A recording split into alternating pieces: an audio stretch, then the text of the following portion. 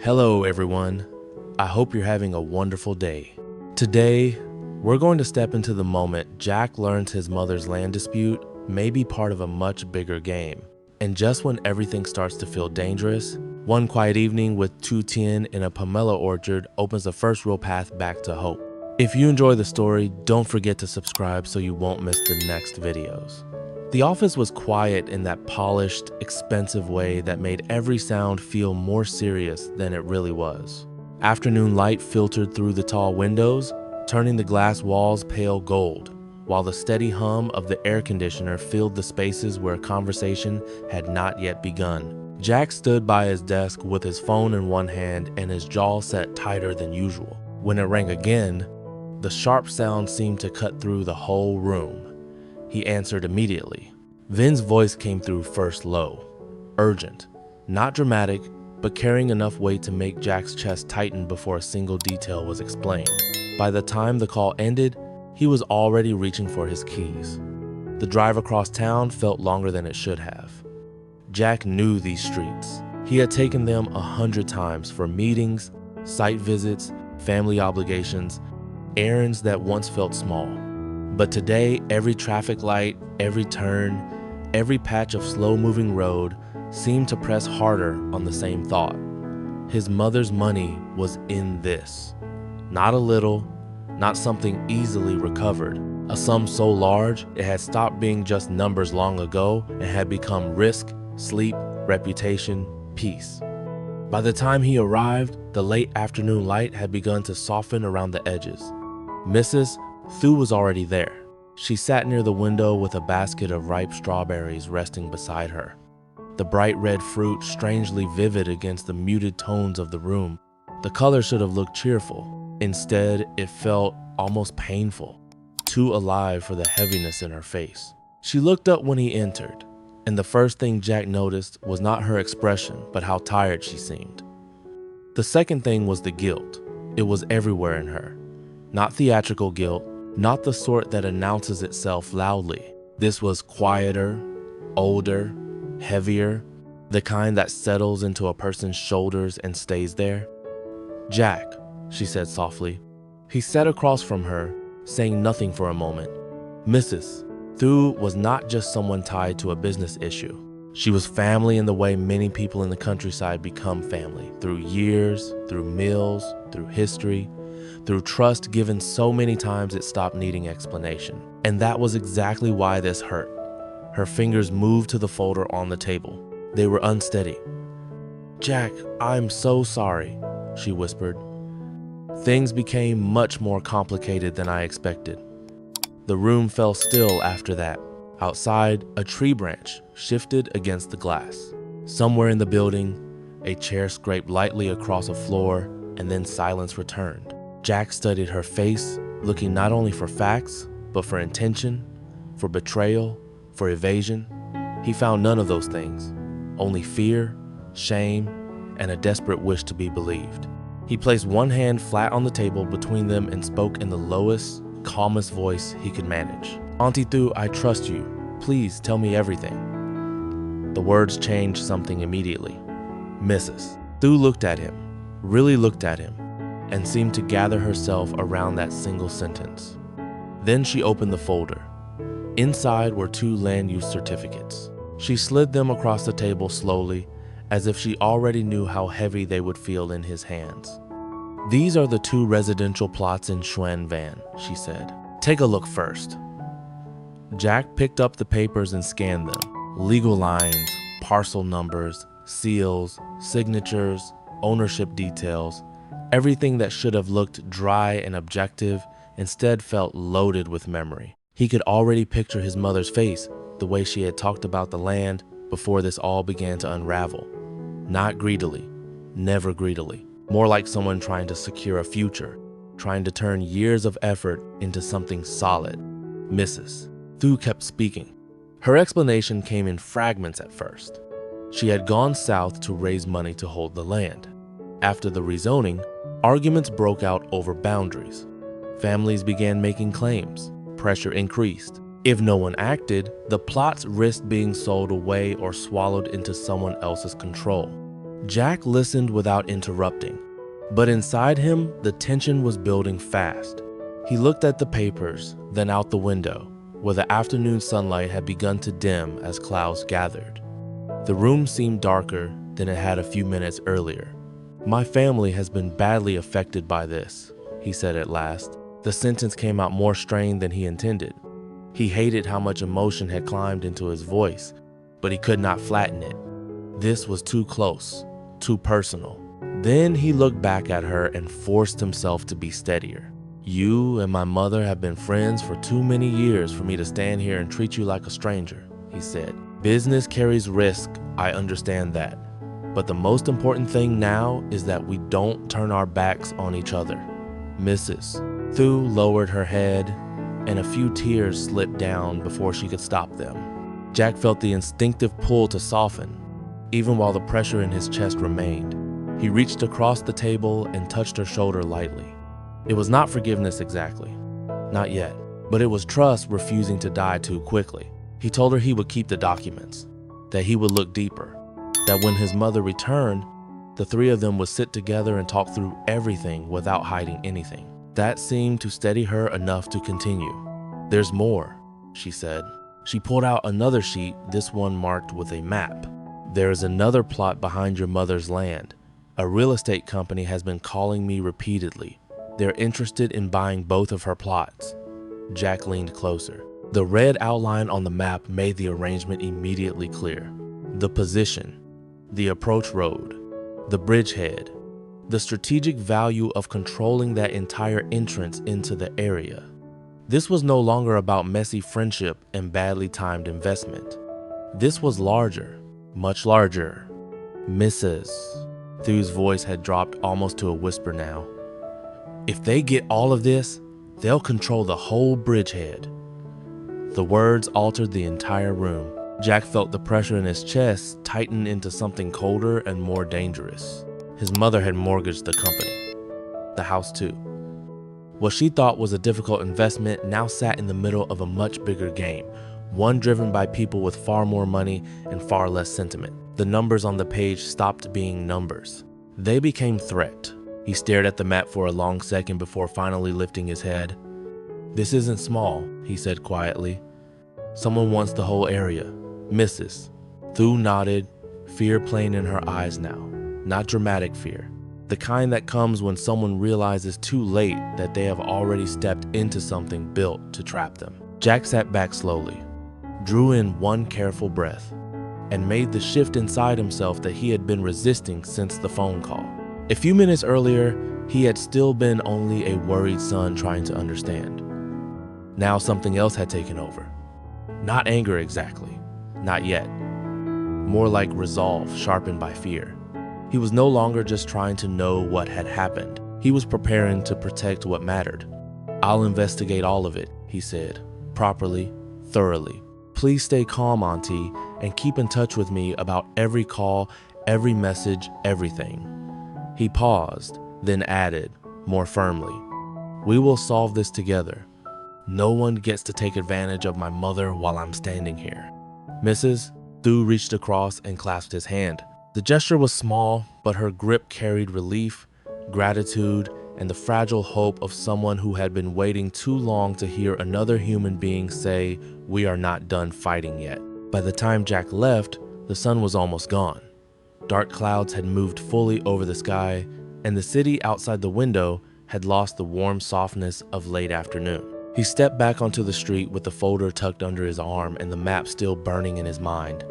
There was only one person he wanted to see next, Luan. The coffee shop was busy in the ordinary way. Evening places often are spoons clinking, cups being set down, low music filtering through the background, people talking about lives untouched by bridgeheads, mortgages, and family collapse. Jack found Luan at a corner table and sat down without ceremony. "I met Auntie Thu," he said, sliding the folder across the table. "It's worse than I thought." Luan opened it at once. He read in silence, turning one page, then another, then pausing at the map for longer than he had at anything else. His face changed almost immediately. "This area?" he said. "Xuan Van Bridgehead?" Jack nodded. Luan tapped the marked section once with his finger. This land was hot last year. Everyone in real estate had their eyes on it. Jack leaned forward. How bad? Luan looked up. Bad enough that if a big company wants to consolidate it, they won't play gently. Jack said nothing. Then Luan added, "Give me 2 days. I'll investigate who's behind the company and what exactly they're planning." For the first time that day, Jack felt something other than dread move through him. Not relief, but a direction. And for now, that was enough. Jack didn't leave the coffee shop right away after Luan said it. He stayed seated for a few seconds, one hand wrapped around his glass, though the drink had long since lost any appeal. The folder lay open between them, and the marked map seemed to change shape the longer he looked at it. It was no longer just land. It was leverage, pressure, a target, and his mother, without fully understanding it, had wandered into the center of it. Luan kept flipping through the papers, slower now, more deliberate. He had the kind of face that became calmer the more serious a situation was, and Jack hated that tonight he found comfort in that. "This company," Luan said, tapping one document with the back of his finger, "if it's the one I think it is, it's not acting alone." Jack's jaw tightened. Meaning there are usually layers," Luan said. "You don't send repeated calls over 2 residential plots unless those 2 plots unlock something bigger. That bridgehead matters. If they control the approach, they control the value of everything behind it." Jack leaned back, looked toward the window, then back at the papers. He could feel anger building now, not wild anger, but colder, more focused. The kind that forms when someone threatens family and tries to disguise it as ordinary business. "My mother mortgaged the house," he said quietly, "and part of the company. If this goes wrong..." He didn't finish. He didn't need to. Luan reached across the table and put a hand briefly on his shoulder. "I know." That one sentence nearly undid him, because it was the first time all evening someone had said it without asking for more explanation. For a while they talked through scenarios. Best case, the company wanted the land, but would negotiate fairly once its broader plan was exposed. Worst case, someone was deliberately trying to create enough confusion around disputes and ownership to force the price down. Somewhere in between lived the truth, which was usually uglier than paperwork and less dramatic than panic, but just as dangerous. "I'll use my contacts," Luan said. 2 days. I'll find out who's actually behind the calls, what their timeline is, and whether Miss Hoa is connected the way I suspect." At the name, Jack's eyes narrowed. "Miss Hoa?" Luan nodded. "Big player. If she wants something, she doesn't usually wait around hoping it falls into her lap." Jack stared at the map again. The room around them seemed to shrink until there was only the table, the folder, and the sound of soft jazz filtering through the cafe like it belonged to another world. "Thanks," he said, eventually voiced low. "I don't want my mother trapped in this." Luan gave him a hard look. "Then don't let her carry it alone." That line stayed with Jack all the way back to the car. Outside, the evening had gone darker. The city lights were beginning to take over headlights, shop signs, passing scooters, reflections in wet pavement where someone had already washed down a storefront. Everything looked ordinary. That was the part Jack found hardest to bear. How normal the world kept looking while something could be unraveling quietly underneath his family's life. He drove home more slowly than usual. By the time he reached the house, the air had changed. The heat of the day was gone, and dusk had settled over the yard in soft rose and blue. The porch light was on. Through the open doorway, he could see movement inside the kitchen. Tu Tien.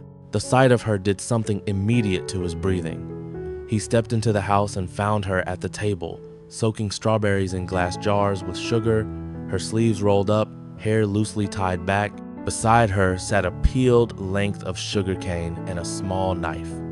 The room smelled sweet and clean fruit, sugar, evening air. It was such an ordinary scene that for a second he almost resented how much comfort it gave him. Then she looked up and saw his face. He hadn't realized how much the day was still written all over him. "Jack," she said softly. "What happened?" He crossed the room and sat beside her without speaking first. Tu Tien wiped her hands and turned toward him fully, waiting, not prying, just ready. "I met Auntie Thu," he said. That was enough to change her expression. Concern rose at once, but she didn't interrupt. Instead, she pushed the strawberries aside a little, giving the moment more space. Jack began from the beginning. The basket of strawberries, the documents, the legitimate certificates, the disputes after rezoning, the company calling repeatedly, the land behind the bridgehead, Miss Hoa's possible involvement, Luan's promise to investigate. He told her everything. As he spoke, she peeled the sugarcane slowly, more to keep her hands moving than because it needed finishing. The crisp scrape of the knife against the cane gave the room a quiet rhythm. Now and then, she nodded. Once or twice, she looked down when a detail struck her particularly hard, but she never dragged the story away from him. She let it come at his own pace. When he finally finished, the kitchen had gone dim enough that the yard outside looked almost blue. Tu Tien was quiet for a long moment. Then she said very softly, "I'm glad Auntie Thu isn't a bad person." It was such a simple sentence that it almost hurt, because she was right. So much of Jack's tension had come not only from money or risk, but from the thought that someone his mother trusted, someone he had trusted, might have betrayed them knowingly. Hearing Tu Tien strip the whole mess down to that one truth cleared something inside him. Not all of it, but enough. He leaned back in his chair and let out a breath. "Me too," he said. Tu Tien handed him a piece of sugarcane. He took it without thinking, bit into it, and for the first time all day, the sweetness reached him properly. It tasted like childhood, like long afternoons with sticky hands and no paperwork in sight. Tu Tien smiled when she saw the recognition cross his face. "You haven't eaten one of these in a while, have you?" Jack shook his head once. "Not like this." They sat there and chewed in companionable silence, the sweetness of the cane and the scent of strawberries filling the small room. The contrast was almost absurd. 1 hour ago, he had been staring at bridgehead maps and corporate strategy. Now he was sitting beside the woman who made preserves in reused jars and knew how to make a room feel human again. The tension in him didn't disappear, but it loosened enough for him to feel the shape of his own life more clearly. He looked at her then, not just at the side of her face or the movement of her hands, but at the whole quiet reality of her. The way she stayed, the way she listened, the way she never tried to compete with his burdens, only make space for them. "Having you here makes everything feel lighter," he said. Tu Tien dipped her head immediately, embarrassed in that small, sincere way she had. But the smile that touched her mouth told him she had taken the words exactly as he meant them. Outside, dusk deepened. After a while, they stepped out into the pomelo orchard behind the house, carrying the rest of the sugarcane with them. The late afternoon light filtered through the thick canopy and patches of gold and green. The air smelled of damp earth, leaves, and the faint, sweet bitterness of pomelo blossoms. Old trees stood around them, rooted and quiet, their broad branches catching the last of the day. Jack looked around the orchard and felt something in his chest settle further. "This place is beautiful," he murmured. Tu Tien ran her fingers lightly over the rind of a low-hanging fruit. "It is." He told her then about the owner, about his mother once lending money to help plant the orchard, about how the land was not for sale, but might be leased seasonally. Tu Tien listened with more than passing interest. Jack could see it in the way her attention sharpened not toward profit in the abstract, but toward work, season, fruit, the honest logic of labor. They walked deeper in and stopped beneath the largest tree. Jack cut open a sweet pomelo, the peel parting easily beneath the knife. Juice ran over his fingers and dripped onto the ground like little drops of light. He passed her a segment. She tasted it and nodded. "Sweet." Then, after a pause, she said, "If I took care of a grove like this, by the end of the year there would be a lot of fruit." Jack looked at her. "You'd want that?" She smiled faintly. "It would be tiring, but good tiring, the kind you can see." That stayed with him. Good tiring. He understood exactly what she meant. Not the invisible exhaustion of negotiations, suspicion, and meetings. Not the kind that lives only in your chest and in numbers on paper, but the tiredness that comes from tending something real until it grows under your hands. They walked farther, into a section where V2 orange trees gleamed gold among dark leaves. Tu Tien picked one, peeled it, and offered him a wedge. "These are very sweet too. Try." He did, and the tart sweet burst on his tongue pulled the first truly relaxed smile from him all day. She noticed. "Better?" He nodded. "Much." They sat on a large stone at the edge of the orchard, listening to the birds settling in and the wind moving through leaves. For the first time since the phone call from Vin, Jack could feel a different future standing near him. Not free of trouble, not magically safe, but rooted, honest, close to the ground, close to her. "If you take this orchard," he said, voice low, "I'll help you on weekends." Tu Tien turned toward him, eyes bright but calm. "You mean that?" "Yes." Her smile deepened. "Then I'll do my best." The sunset stained the sky red beyond the rows of fruit trees. The pressure of the day had not vanished. The documents, the bridgehead, the investigation, all of it was still waiting. But here, in the scent of oranges and pomelo blossoms, sitting beside the person who most quietly understood him, Jack felt something he had nearly lost by afternoon. Not certainty, something better. Hope with roots.